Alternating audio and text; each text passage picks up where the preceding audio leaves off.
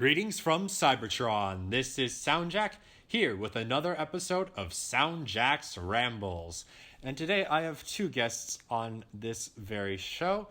The first of them is one you should definitely recognize if you've watched any other of these on my channel. It is Alyssa. Yo!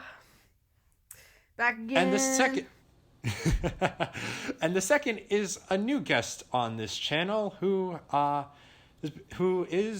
what am I saying?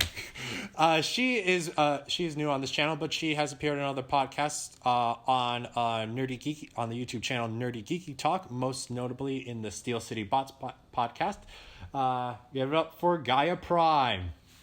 Sup? Well, after that, let's get into what we're here to talk about. The Combiner Wars cartoon. Yes. Dun. So, before we get into talking about what this show is, I'm just going to mention why we're talking about it now.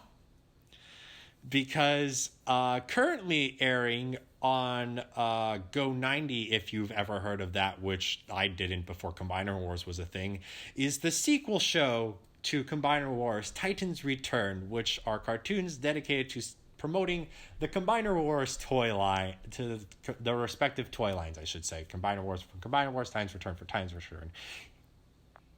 Even though it's really weird where they're airing and they're not really doing a good job of promoting their toy lines.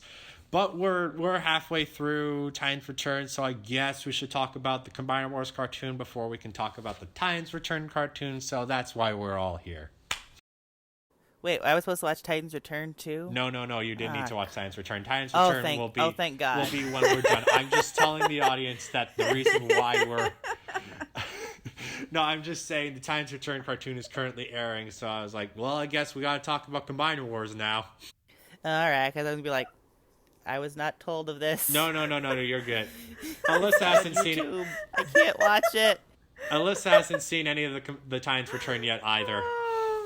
But I'm so okay, we're good. But I'm back, guys. I'm back from laughing. We're fine. Good. We're good. Okay, so let's talk about what Combiner Wars is. Gaia, you're more familiar with Transformers, so can you give a brief overview as to what Combiner Wars is? Robots that meld into bigger robots punch each other. Okay, no, it was a... Do you mean in the terms of the canon or terms of the toy line? Mostly in terms of the canon, but in respect, but also give a little bit of like connection to the toy line since it was promoting that. Well, it was in lift my mic. One sec. It was part of the IDW comic series. Oof. Don't ask me the years. I don't recall. Recent, obviously. Yeah. I should have reread those. Well, they were better than the cartoon, so.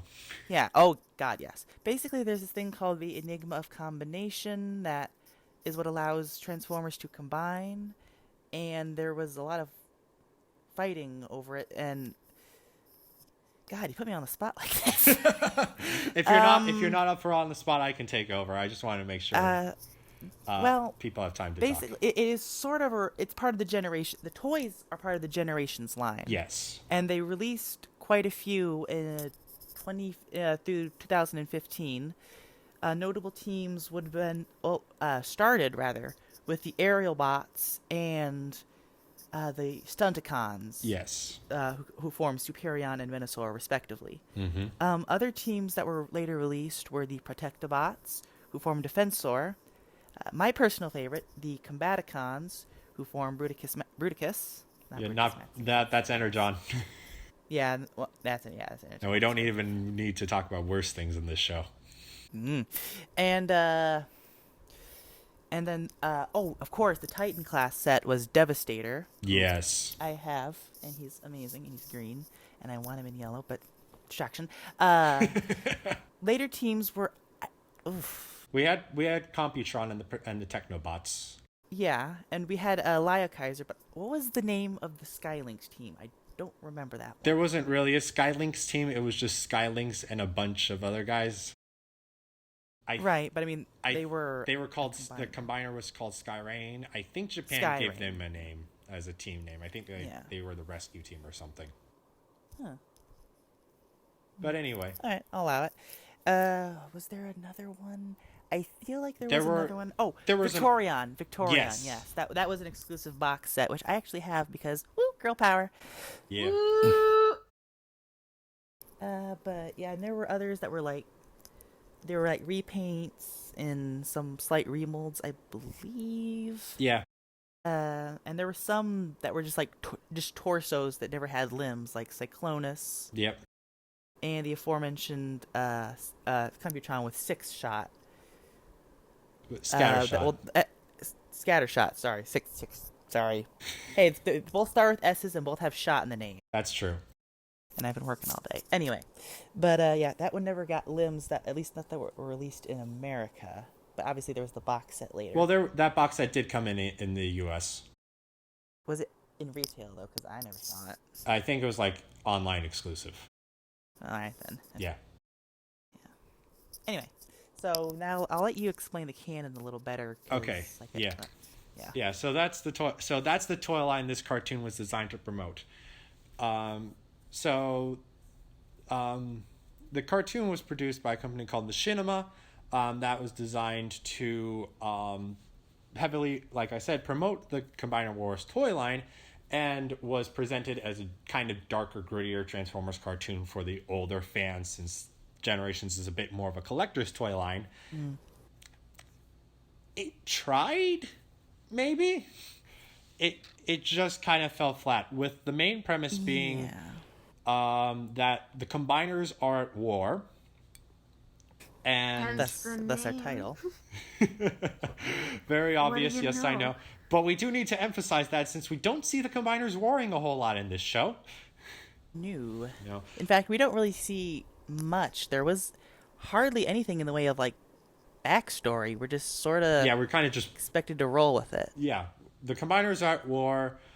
They trash some buildings on Caminus, and Windblade comes and is like, I'm going to stop all of the Combiners.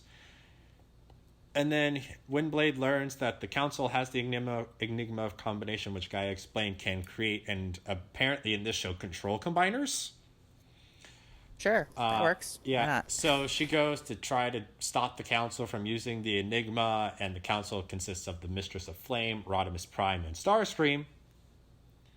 And then Optimus gets involved, and then they're like, we need help. So Megatron gets involved, they storm the Council, then Starscream takes the Enigma, and then he becomes a giant. Which was very reminiscent of the original comic series from, was it Marvel? Yeah, Marvel. Where Starscream absorbs the power of the Underbase. Yes. And becomes humongous. Which I think was also referenced in Cybertron when Starscream, as you may recall, became giant as well. Oh, yeah, I definitely remember from Cybertron. Cybertron was my first show. Yeah. Armada was mine. Oh, nice. But yeah. Yeah, sidetracking. But he became a giant combiner that then collapsed in on itself and turned into a giant cloud. Okay? And then Windblade remembered her power to talk to Titans, and Metro Blex's arm came up and grabbed Starscream so Optimus and Megatron could shoot him, and then everything was resolved. The end. I'll admit that was kind of the Megatron shooting Starscream, or Optimus shooting Optimus using Megatron to shoot Starscream. That was kind of cool. Yeah. But yeah, that's the entire cartoon. It was 8 5-minute episodes, so about 40 minutes total. And we'll get into this a lot later, but boy, were there a lot of problems with the show. Quite a bit. With the first one being that the toy line ended halfway through 2016, which is when the Combiner Wars cartoon began airing. Planning? What's that? Precisely. This is not a very good job. So before we get into more of the meat of the cartoon, let's talk about how each of us got introduced to it. I'll just start. I heard about it through. I'm pretty sure I learned about it through T-Formers. That's my main news source. I heard that was happening. I was excited.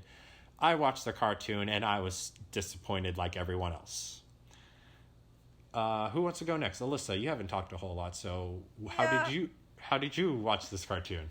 Well, I was sort of mandated to watch it. Well, not really. That makes it sound worse than it actually was. I wanted to, Michael wanted me on as sort of like a person who does not have a lot of knowledge about Transformers and sort of that perspective. And so I was like, all right, I'll watch it. And let's just say there are 40 minutes of my life that I'll never get back. And I feel so bad. This is the first Transformers cartoon I got her to completely watch. Yup. Oh God, you need to show this woman Prime immediately. I started her on it.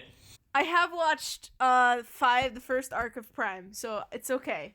And it's better than this. Trust me. No, I totally believe you. I've watched. This is not to clarify. This is not the first Transformers related cartoon I've watched. I have watched the 87 movie, 86 movie, and I have watched the first arc of Transformers Prime. So. Oh, thank goodness. I this is not my cold introduction to Transformers at all by any stretch of the imagination, but it is the first one I've watched to the end. So yeah, take that as well. Yeah, I'm still so sorry for you. Oh, it's fine. I've seen. It's cool. Yeah. Don't worry. But Gaia, how did you find out about this cartoon? I found out about this through a fellow YouTuber. Was it Frederick? Yes. He does an amazing abridged series you might have heard of, G1 Redone. He did his own abridged version of the special, and it was better than the actual one, so... I gotta say, the only reason why this cartoon was worth it was for that to be created. Hi, I'm Windblade! Yeah, I totally agree. Yeah. But, yeah. And the last question before we get into all of this, do we recommend this show? Only if you're super curious and or like to watch bad stuff. I guess continue. What? No, you were still going. Oh, okay. You continue. Okay. I guess maybe if you enjoy watch, I don't know if I'd say that this was a so bad it's good kind of thing. I feel like from where I'm standing, or I guess sitting I would say that it's I try I would say that it was probably more boring than entertainingly bad, if that makes sense. I feel like there wasn't a lot of wow, what, a lot of why would they do this moments in the same way that Manos the Hands of Fate or Santa Claus conquers the Martians, anything that MST3K would do. Yeah, oh god. I don't think it has the sort of funny, weird quality that those movies have that make it fun to watch. Because I feel there are moments that I was laughing because I thought what, but on the whole, I think it's probably just more boring and bad than good. So bad's good, But if you're curious and you want to see a really bad cartoon and just see what it's about, then go ahead. But I wouldn't recommend it. Alyssa, how could you say that? It was promoted as the Game of Thrones of animation. Wait, you're kidding, right? No. Oh. One moment, please. What? Sorry, I think I reverted back to my origins for a moment there. I couldn't have heard you right. I couldn't. An article from uprocks.com posted on 8/22/16 has the title of Exclusive Transformers Combiner Wars is the Game of Thrones of animation.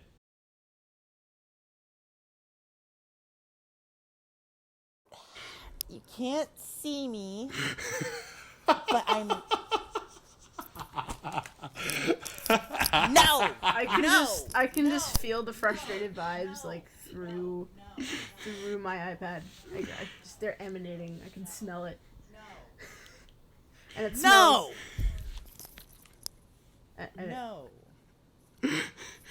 No.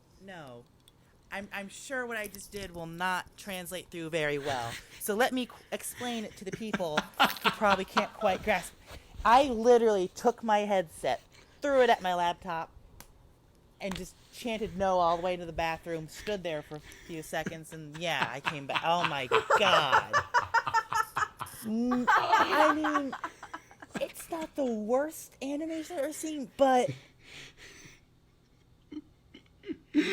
Game of Thrones of animation. So, Gaia, I have never had anything quite do that to me in a long time. So, Gaia, would you Kudos. recommend this show? Would you recommend this cartoon to anyone? Let's take that article for a moment and pretend it doesn't exist and rate it on its own merits. If you are a fan of Transformers, if you want an outlet with which to see some of your favorite toys from the Combiner Wars series in motion, or you just have, like I did, about 40 some odd minutes to kill, I would recommend it. In any other situation, yeah, no. It was blah. It needed to be oh my throat. It needed to have been, it needed more backstory. God, I'm so flustered now. Sorry about that. Maybe I should have saved that for the end. No, it had a good effect. People are gonna laugh at that. But anyway, as I was saying, if they had given us more reason to care, for one thing, mm-hmm. and actually, like, they just expect us to know what's going on. It was weak. The story had stuff going for it, but all in all, it was just too weak. Yes.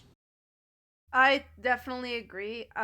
Especially as someone who like has such minimal knowledge of Transformers, watching this show with, and I also had to make sure that SoundJack did not. I told him not to give me any context when I watched it because I wanted to judge it on its own merits.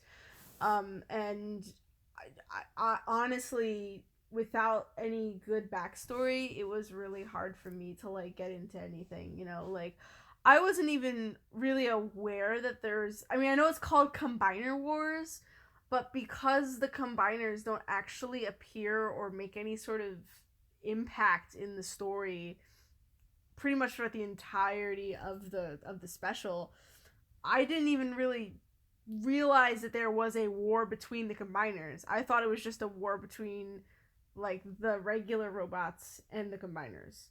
And that's another thing. The Combiners never combine. Like, we never get to see the Stunticons form Menasor. Or whatever. It just... Or that... Yeah, no, that's definitely... That sucked. That's definitely a valid criticism. And actually, this is a very good question to ask our person that doesn't know Transformers all that well. So, Alyssa, here's a question for you. Yes. From watching Combiner Wars, how do you think combiners work? Well, I feel like I'm on a quiz question and I didn't study enough. No, it's all good. I'm very... You have 10 seconds. Go. No, I'm genuinely very curious to see what someone that doesn't know the show thinks how the combiners work. I mean, like, I guess it just works as you think it would. Like, you have all these 5 different robots, and then they kind of come together and become one entity, the way that the toys work. I guess Okay. the enigma of combinations involved somehow, but aside from that, I don't really know if there's anything special that needs to happen in the like lore of Transformers. But yeah, they just kind of combine. Okay, and what about the individual components? Like, How do they work with the combiner? well, I think I would think either they're there's either two ways it could work. Either one, each individual robot contributes to the overall personality, or two, it's an entirely different individual. I don't know which. To me, it makes more sense to for the first thing to happen, because like if you have 5 individual sentient robots coming together to become one sentient robot, it makes sense for their their individual personalities and minds to sort of meld into one, and elements of each of those 5 robots should be reflected in the final robot. But I think either one's likely. But that is still a guess, right?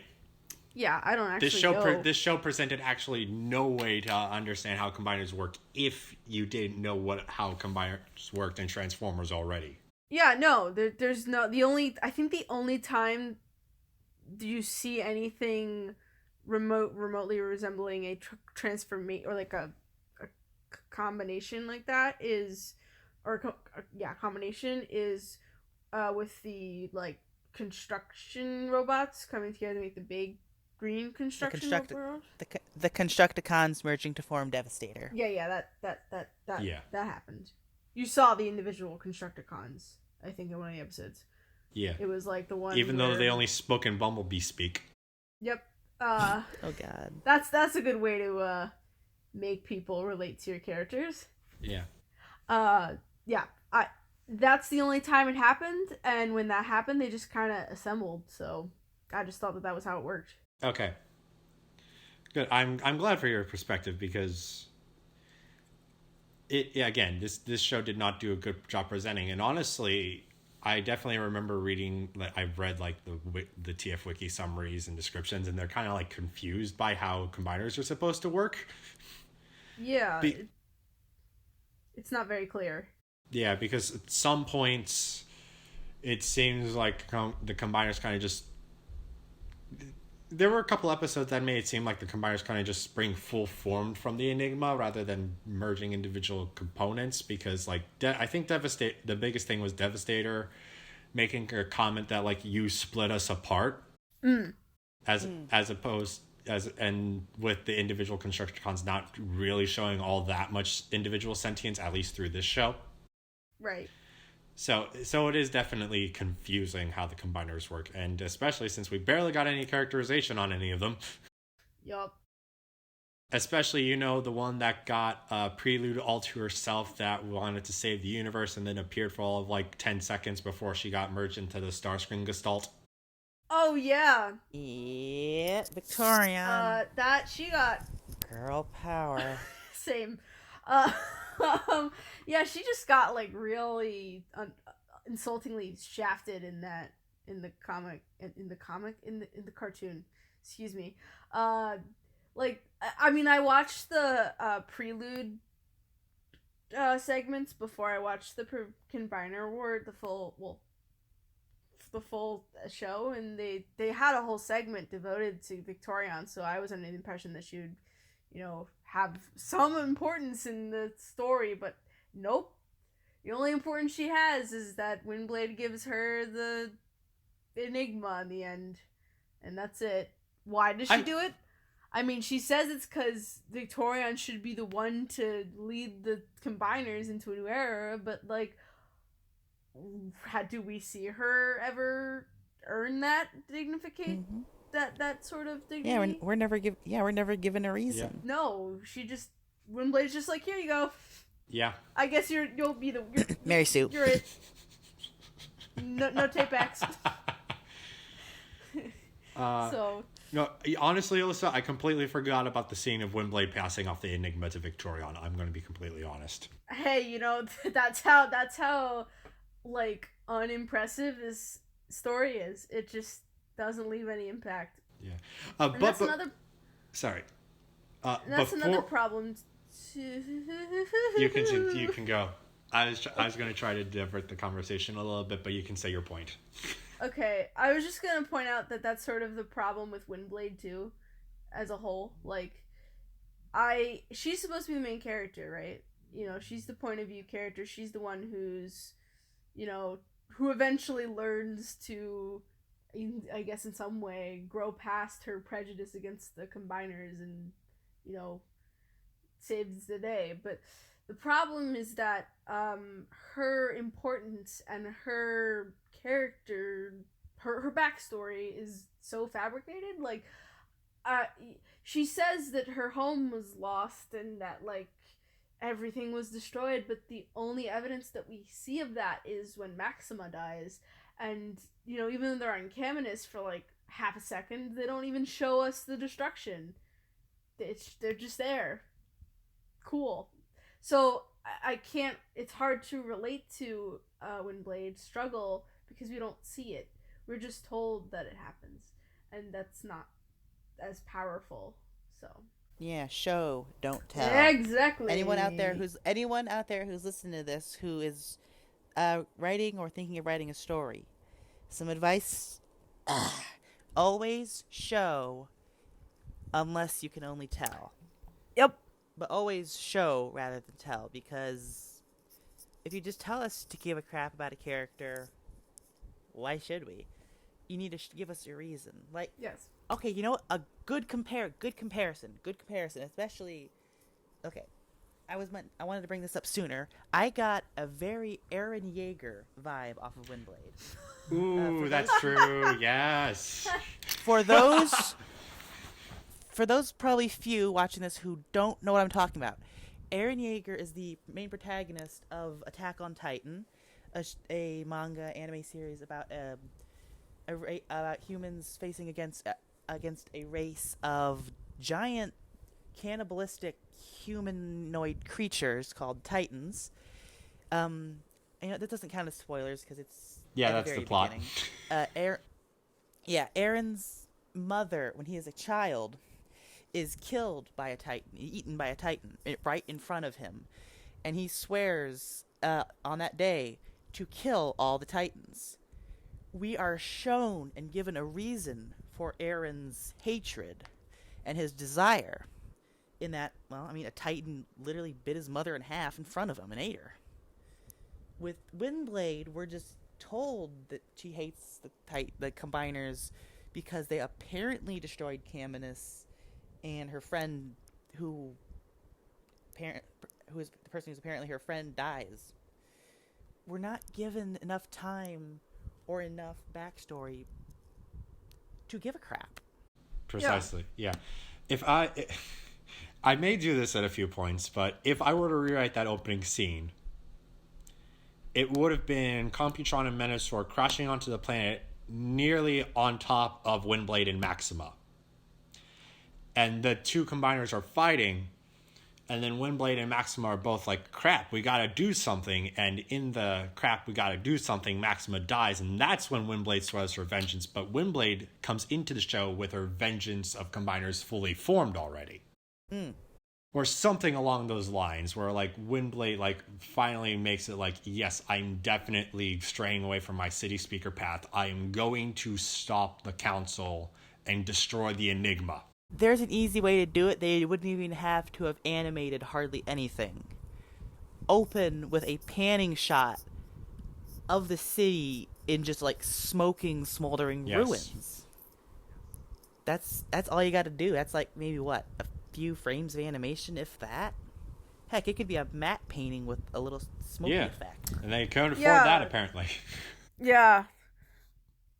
Yeah, it's just. It's just really poor design. Speaking of backgrounds, I have to say the backgrounds and the settings were really similar.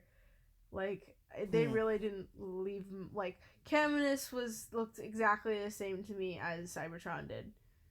Like, cool. There wasn't really anything that stood out that way. I also oh my gosh. So you know how SoundJack, you mentioned earlier about how this cartoon is supposed to be gritty? Yeah. Right? Like it's supposed to be for the older crowd. Okay. So I'm watching this, right? And it opens, there's an opening shot where the two combiners, Computron and Menasor, I think, are fighting in space, right? Yeah. Fight in space, they fall to the ground, and then Menasor kills Computron, right? And then there's this quiet.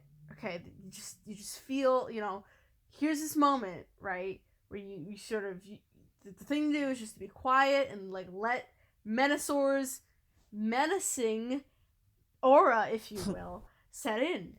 But guess what they do? They have him leave and say, "What a nerd."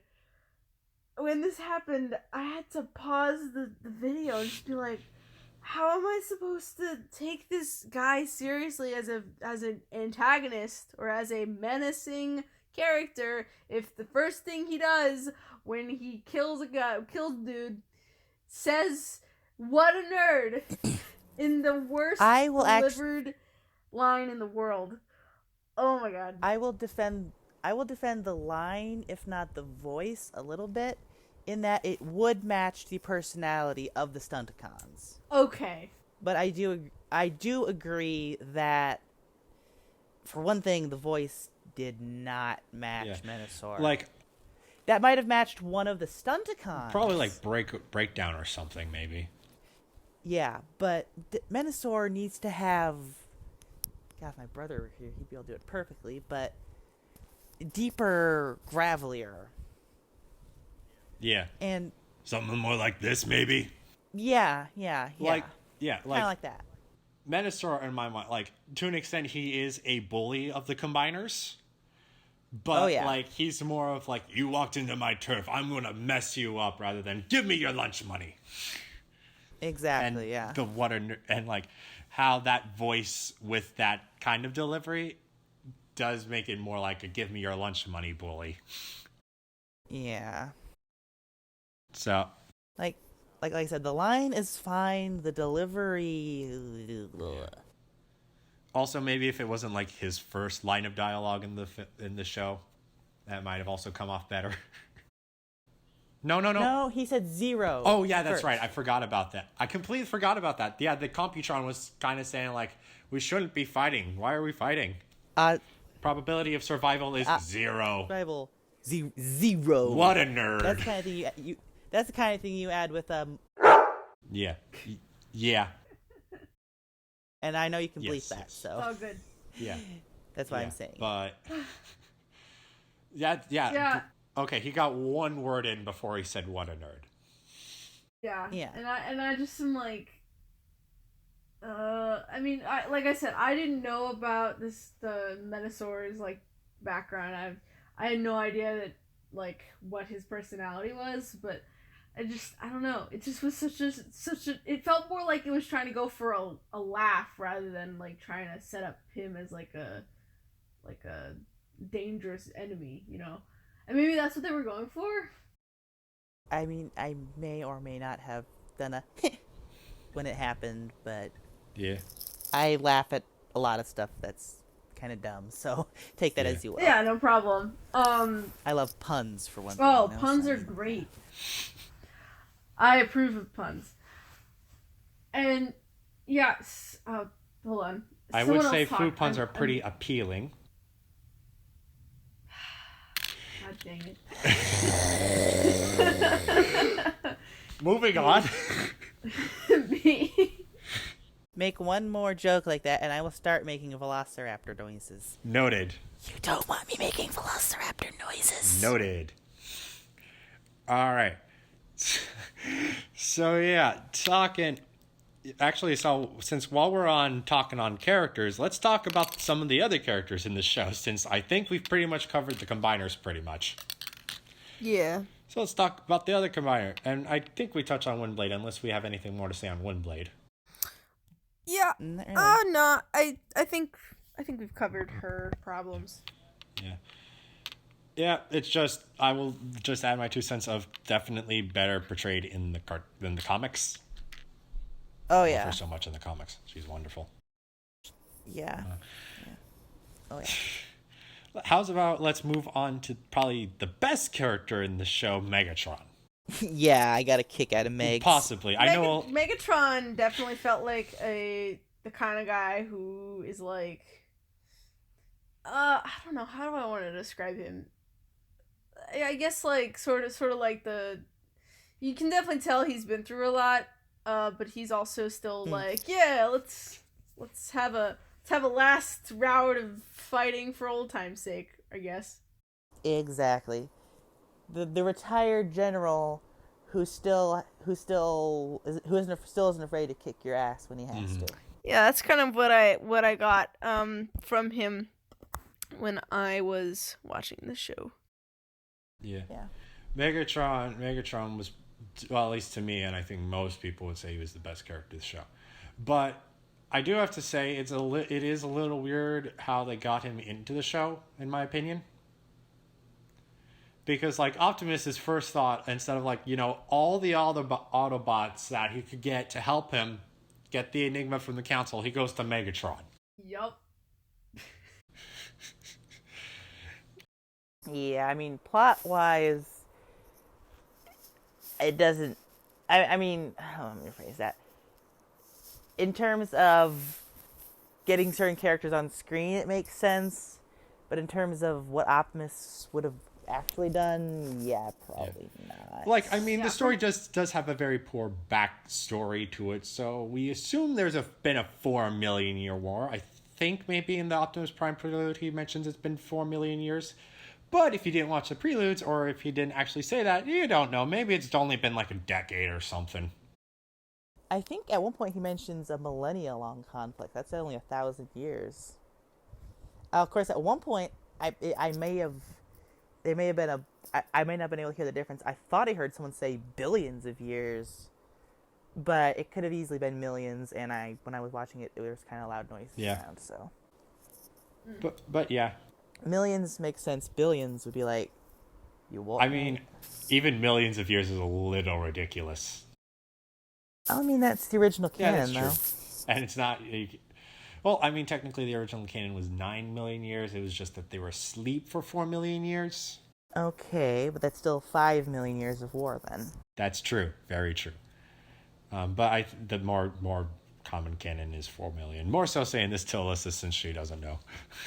I just think they're all huge nerds. I've never denied it. I'm proud of what I am. Yeah. But oh god, I had a brain fart. Sorry. It's all good. Yeah, I guess it's just like, to me, the big problem. It really did feel like they kind of just like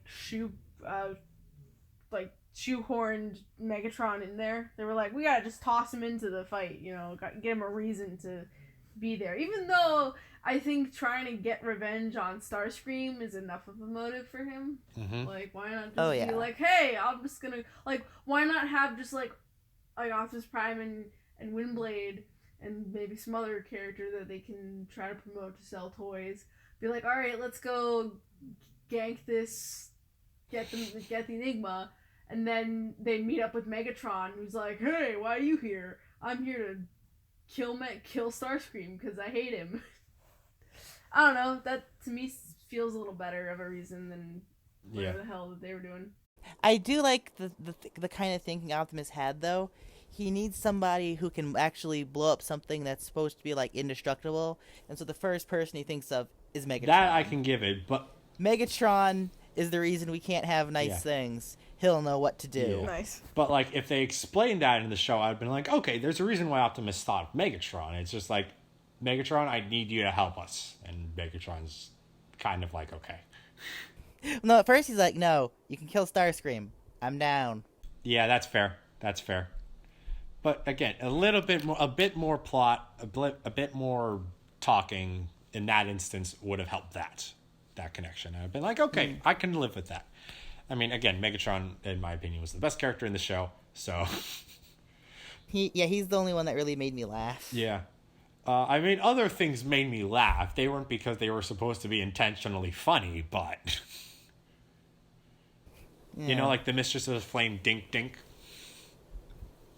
I didn't catch that bit. I don't think.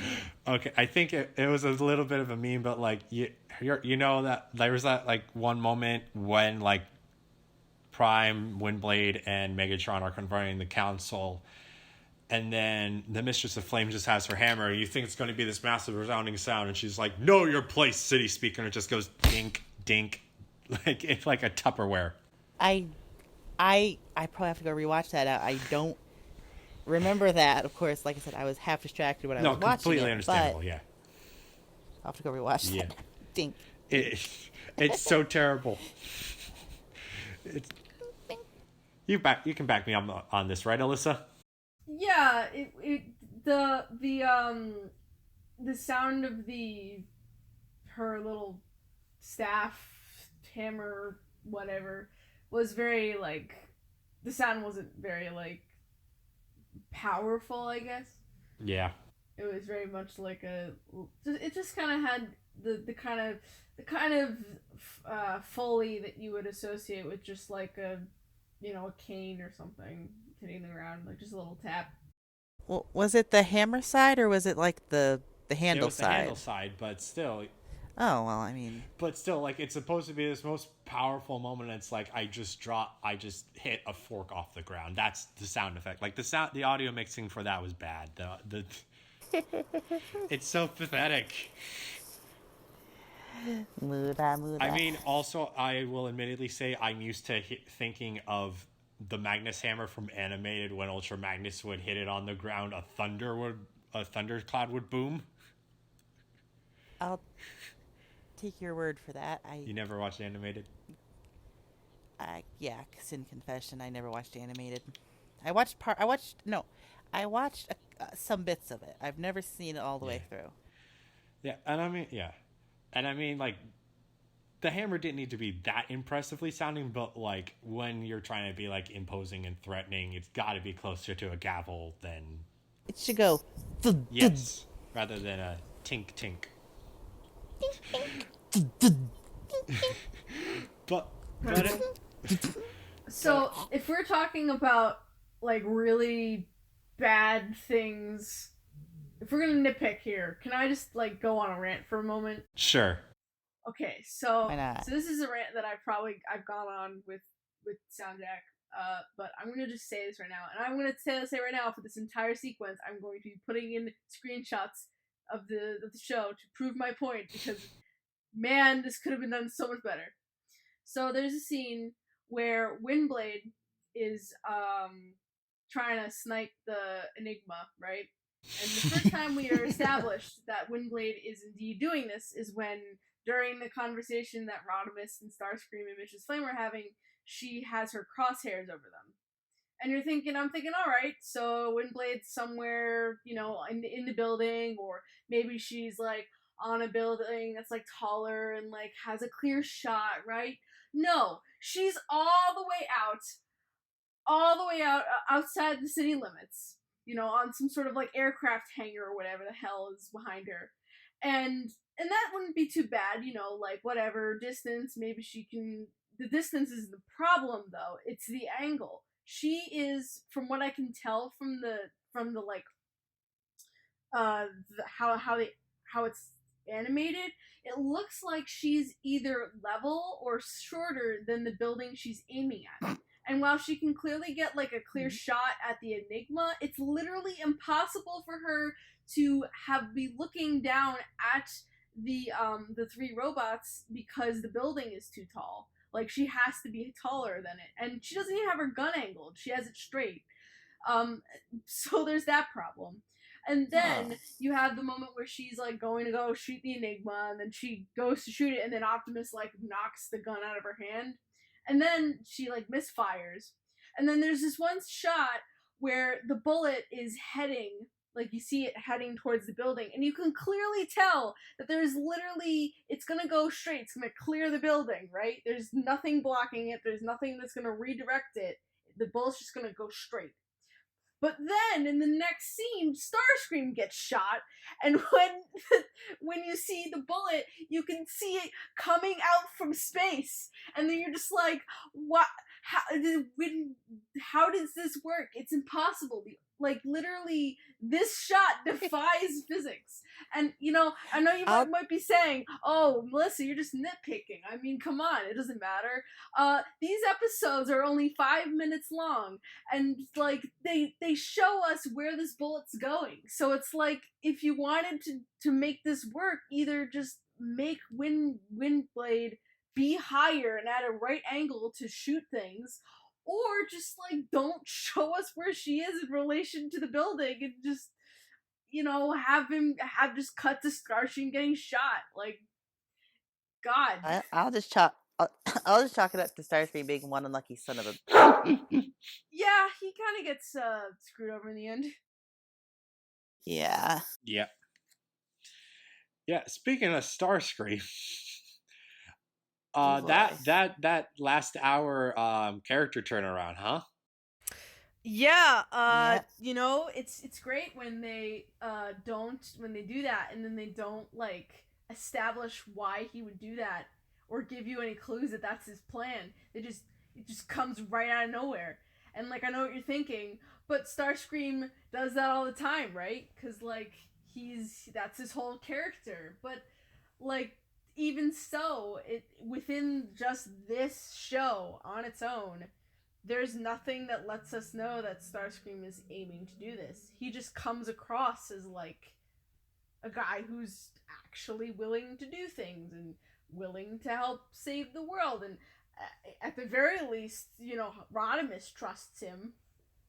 So to me, the turn is, like, maybe it's surprising, not really, but it just loses any impact because you're just like, why is he doing this? And I just feel like to gain more power is, like, a really weak motive too. Like, why do you want to gain more power, buddy? Maybe that would be helpful. Maybe you want to tell us about that, huh? Maybe, sort of. Yeah, and, like, yes, and to further back up Alyssa's point, yes, it's Starscream. Starscream cannot be trusted in any other media, but we had a prelude for him that was just him monologuing to himself in his own head, genuinely stating that he changed for the better. And it's like, there's no build-up, there was no suspicion, there was no nothing. Starscream was being the most logical, the most reasonable, the most sensible of any of the council, and then he gets the Enigma and he's just like, yes, it's my time to shine for my evil plan to come to fruition. It just feels so lazy. Like, wouldn't it have been 10 times more interesting for Starscream to have actually turned a new leaf? I would say yes. Especially considering his past personality. Or sorry. No, you go. Or in another moment of me trying to rewrite the show, Starscream does take it for genuine usage, and then he's like, the power. Could I? Can I? Yes, I will. And then, because he gains the power, he decides to go screw everything he believed in, and then is like, I'm back to being the old me, suckers. Yeah. It probably would have been a lot better to have sort of a gradual progression, right? Then it feels a little more like, instead of it being just a really unfortunate, like, it feels more unfortunate than, like, planned, right? Then yeah, like, oh, like, and then you kind of feel sorry for Starscream because he made a valiant attempt to change, but he fell into his old ways. Yeah, he was corrupted by the concept of power corrupts. Absolute power corrupts. Absolutely. Exactly. Yeah, that would have been much better. And I mean, we do have a good Starscream redemption arc in Armada. Yeah. Like, Starscream, I don't think he wasn't quite as cowardly as he originally was in, like, G1 and stuff. But now, spoilers for anyone who hasn't seen Armada. It's 17 years old, 16, 17. So, I mean, I can both understand and be a little baffled by why I haven't seen it. But at one point, he leaves the Decepticons and becomes an Autobot. I mean, and eventually he's dragged back into the fold by some Thrust did Yeah, it was something. I don't Thrust. quite remember exactly. It was blackmail or coercion or what, but Yeah. so I mean, we did get a good Starscream redemption arc where that he does fall back. Hmm. But even after he falls back, well, that's actually that'll be getting off topic, so I'm not going to go any further with that. But the point is, we've seen it before, and we've seen that it can be done and done well. So, yeah. And even in the IDW comics, while Starscream still being a bit of a conniver, he is doing a bit of a redemption arc because he genuinely has to leave this planet now. Yeah. And he has to change. Yeah, exactly. But he's still doing good. And then this was like, oh yeah, I'm a good guy now. I'm a good guy. Screw you. I'm a bad guy now. Ugh. That's just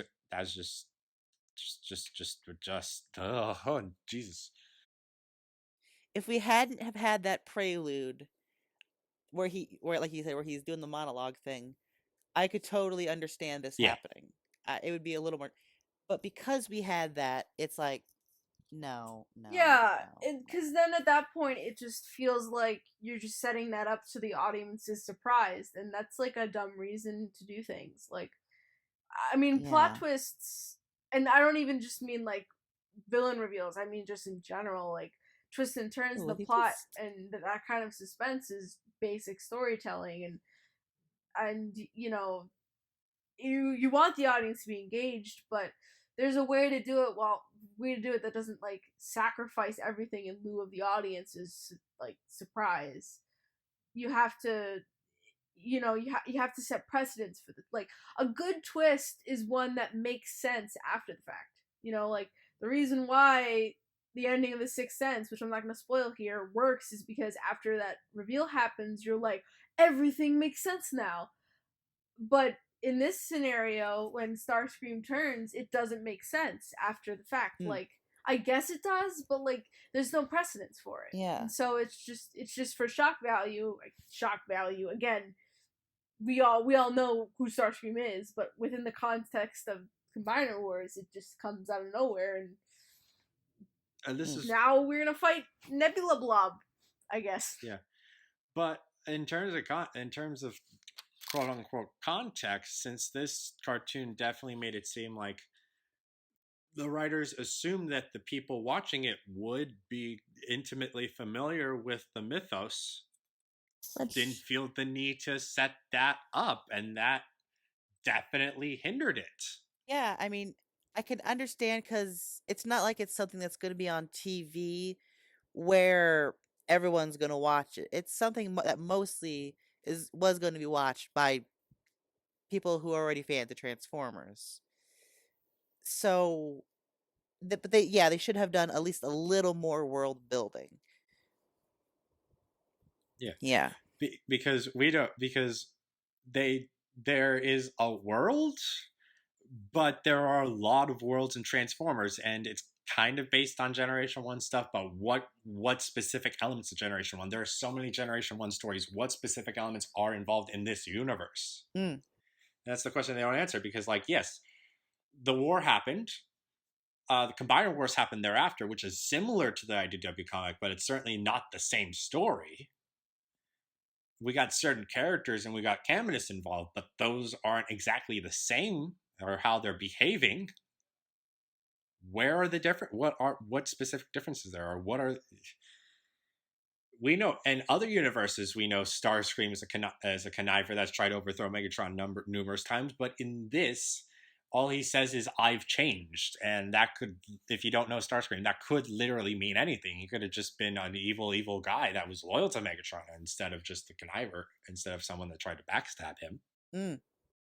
Because it is, if I remember correctly, unless it's stated somewhere that Starscream always tried to overthrow Megatron, which I don't think it has been. You can totally correct me in the comments if I'm wrong, but I don't think it's ever stated exactly what Starscream changed from, specifically besides being a Decepticon. And I do, hold on, maybe in the intro, maybe in his prelude, he mentioned he wanted to be leader of the Decepticons.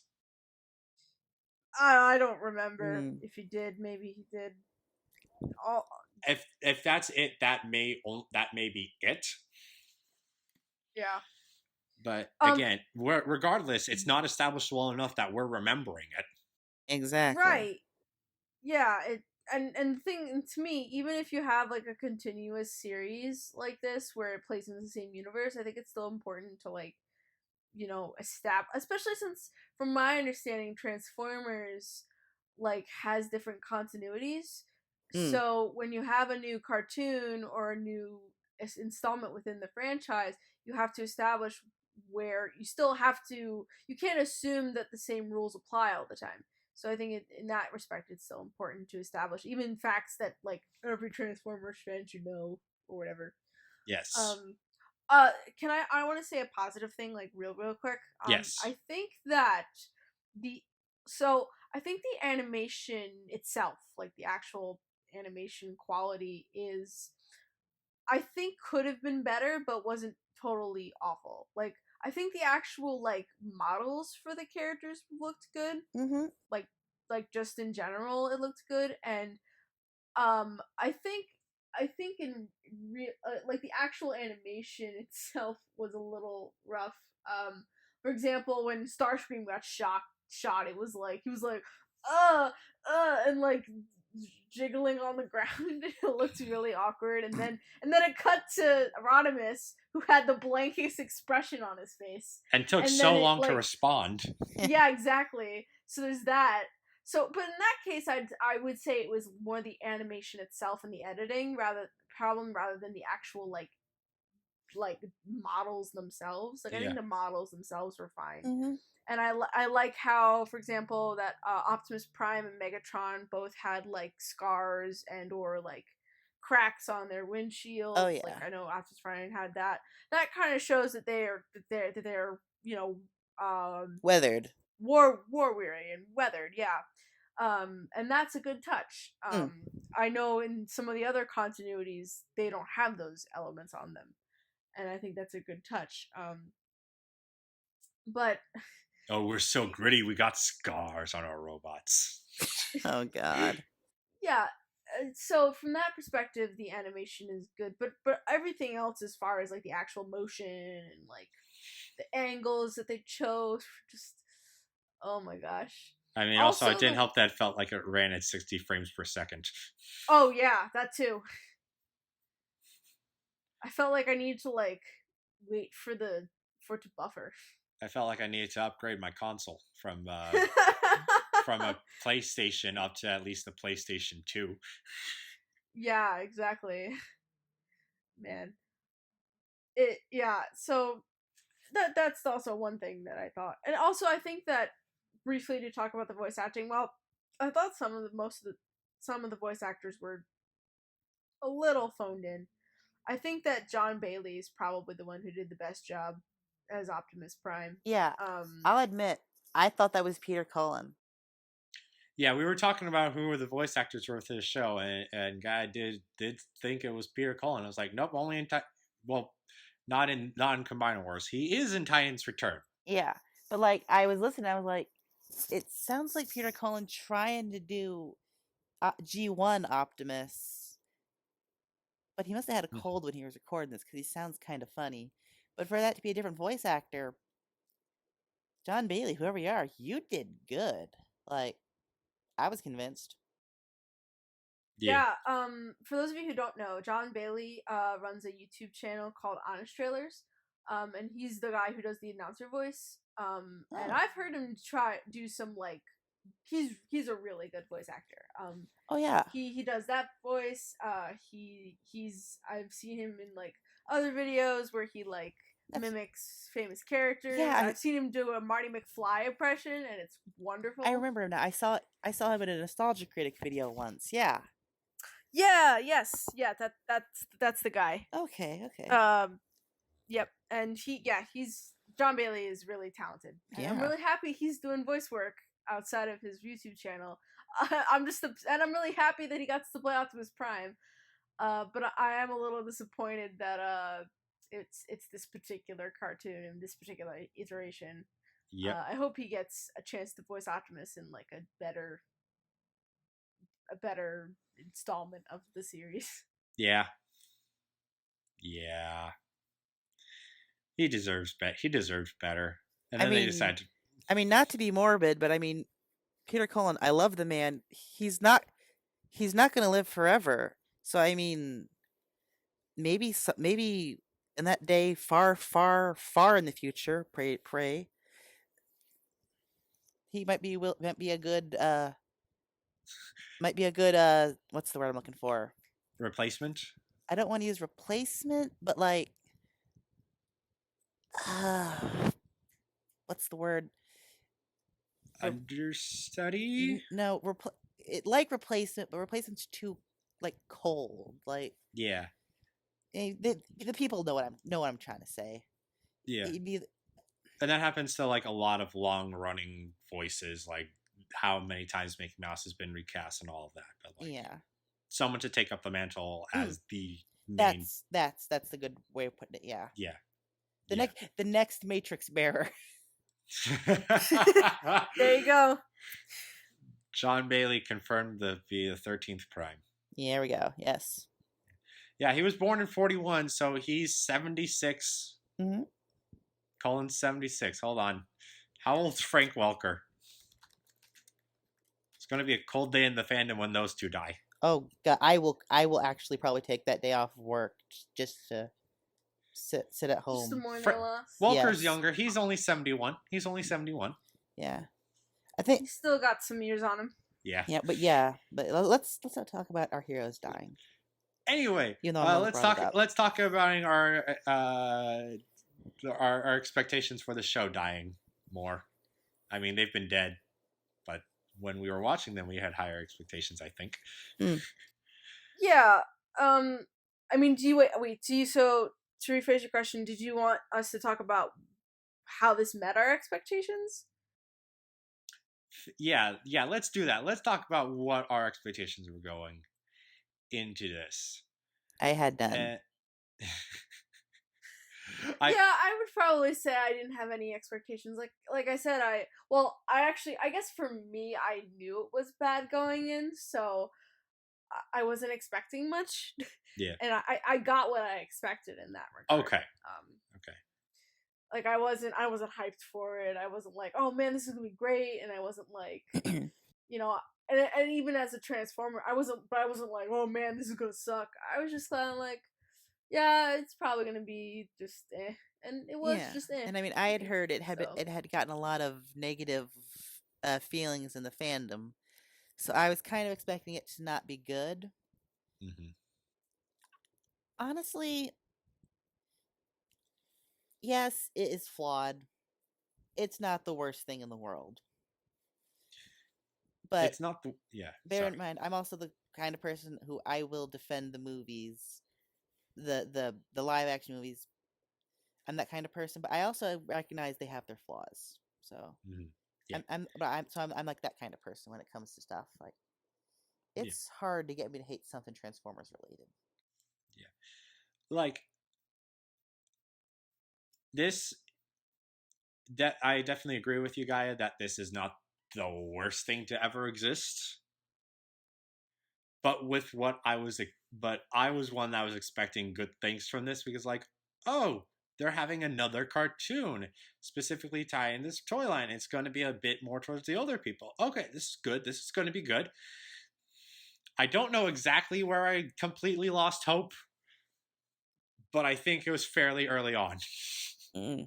Yeah, and I will say the prelude episodes, the animation's much better and it looks good.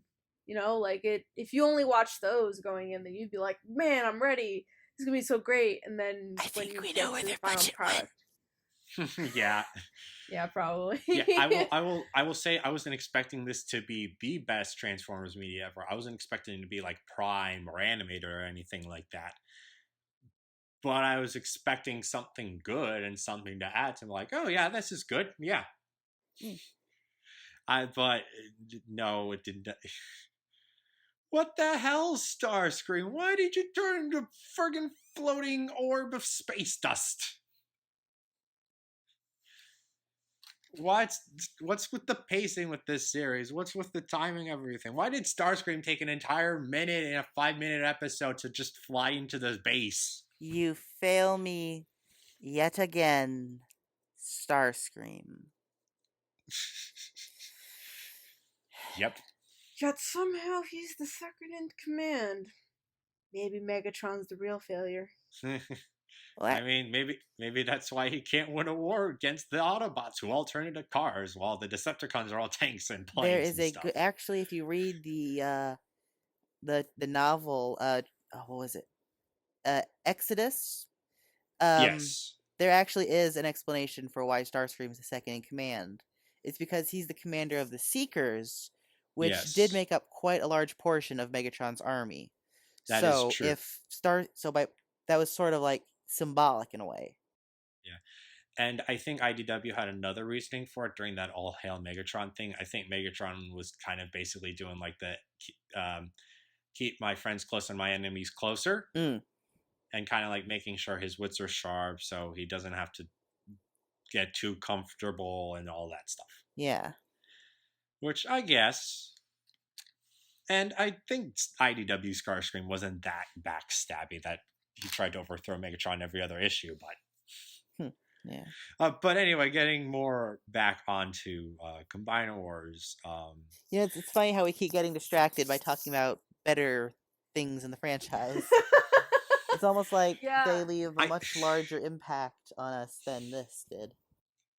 I gotta say at the end of my talk with Potter on the last night, I ended that by saying I'm going to go watch some good Transformers. This is not what I watched.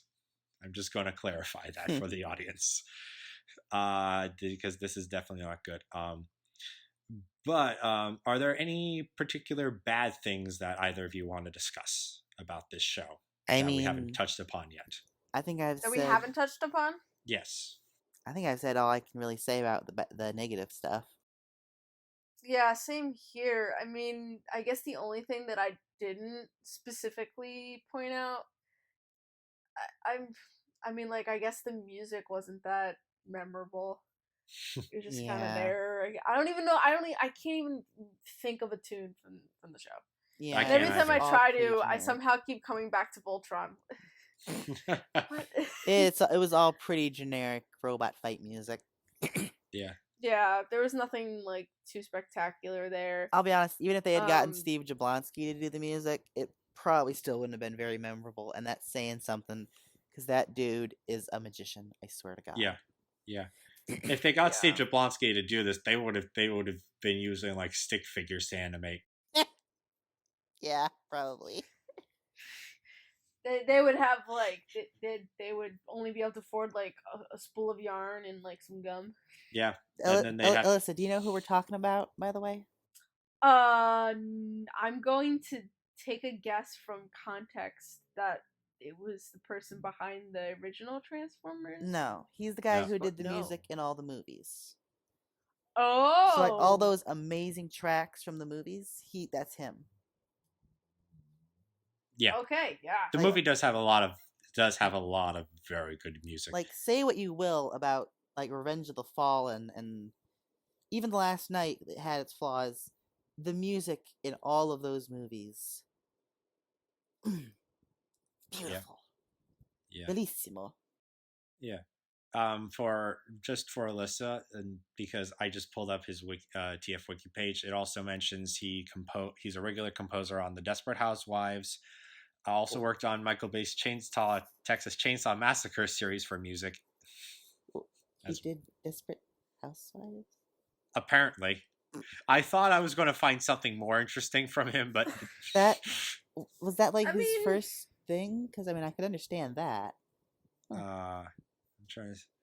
Nope, he was... from 2004 to 2012. He also did Deepwater Horizon. Okay. Scoring for Deepwater... What is his first thing, according to IMDb? He did stuff to... Border to Border? Never heard of it. Sorrow's Child, American Fighter Pilot, National Geographic Explorer. I mean, everybody's got to get their start somewhere, so I won't hold it against him. The point is, his first big thing was the Texas Chainsaw Massacre movie. So he has worked with Michael Bay pretty frequently in the past, it seems. Yeah. Very off topic, but and we are getting a bit. We're running. We've been recording for 1 hour and 11 minutes. Yes. My arms are getting tired from holding this mic. Sorry. But right. We're almost done. Just one more question, just to give a little bit of positivity. What would your favorite moments of this show be? Just a little bit of positivity, if any.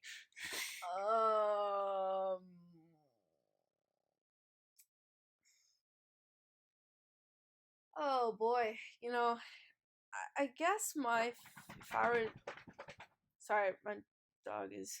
What are you doing, bud? I'm just gonna. Okay. I guess my favorite moment was probably. Well, I guess I'll give a shout out to What a Nerd, if only because it made me laugh. I wouldn't say it's like a good moment, but it's memorable. I also think that I really like, or I guess my favorite moment was also just like the whole sequence of Starscream getting shot and like Rodimus just having a delayed react. Why are all my favorite moments the ones that suck? I guess it's just because like those are the ones that stick in my mind. Like I don't really know if like I guess my favorite moments are the ones or the most memorable moments to me are the ones where they really didn't deliver. So as far as like moments, I thought that was pretty good. I don't know. I mean, maybe Megatron's lines were probably not that bad. Oh yeah. His conversation with Optimus Prime wasn't horrible, from what I remember briefly. That was fine. But I don't know if I have like a moment where I was like, this was pretty good. It was like I said, it's all the moments to me ranged from passable to what. Yeah. So I mean, I'll take the funny things that weren't supposed to be funny as good things. Gaia, you got anything? I think like quite a few of Megatron's interactions with Windblade, where he's given her about what was the first one? It was like the city speaker turned killer. Big fan of your work. I meant the killing or something Not like that. The speaking. That one made me. I actually had to I laughed for for 30 seconds. That was funny. That was like, I like this Megatron. Yeah. To go off that, I think my all-time favorite line from Megatron in this was like, "Oh yes, this is an excellent plan. There's no way this is going to end in bloodshed and tears." Yes, that one is also great. I'm actually probably going to steal that for some of my writings later. Yeah. Yeah, I thought that was also a good line. I'm glad that he lampshaded the fact that like they fight a lot. He's a jaded, crotchety old man, basically. It's great. It is such a good characterization for Megatron, honestly. Really, like a post-war Megatron, perfect. Yeah. My other favorite thing was probably the scene at the end where Megatron transforms into that really cool-looking gun on Optimus shoots Starscream. I admit that was a pretty cool sequence. Yeah. I still like, I agree with you in just the pure context of Prime shooting Megatron is definitely a cool moment because that's like the baddest. Well, shooting with Megatron, not shooting Megatron. Yeah. Yes. Well, technically, he is shooting Megatron because he's pulling the trigger on Megatron. Yes, Megatron. Because you would say you would shoot a gun, so you are shooting Megatron. So you're shooting a Megatron. Okay. Yes. Anyway. Yeah. But I still am like, you never established the fact that Megatron could turn into a gun in this continuity. This is true, right? Because we did see him turn into the tank briefly. Oh god, yeah, you're right. You're right. That's my only complaint about that moment. Yeah. Oh, there was a scene where he says, "I still function." That was that little reference. That was cute. That was cute. Okay, but then I take that point away because then later on that he said there's more to him than meets the eye. That one. I that one made me angry. Yeah, that I think that balances out. If not, gives a couple of negative points. That made me irrationally angry. Oh, during the fight scene though, he did pull that orange piece of shrapnel out, which I don't know where that came from, but that was another cute little reference to the movie. Oh, I didn't even realize that, and you're right. Yeah, Long Haul stabbed him with that. Yeah, which I mean, I don't know where the orange shrapnel came from, like I said. Yeah, there was nothing orange around him. But that was a cute little wink to the movie. So yeah. And I already stated my favorite part was that Megatron line. Yeah, so I think we all agree Megatron was the best thing to come out of this. Yep. Yeah, I think so. If only because I feel like if you were to watch this, like if you were like a person and he was watching it with me, he'd probably like have the same attitude about it as me.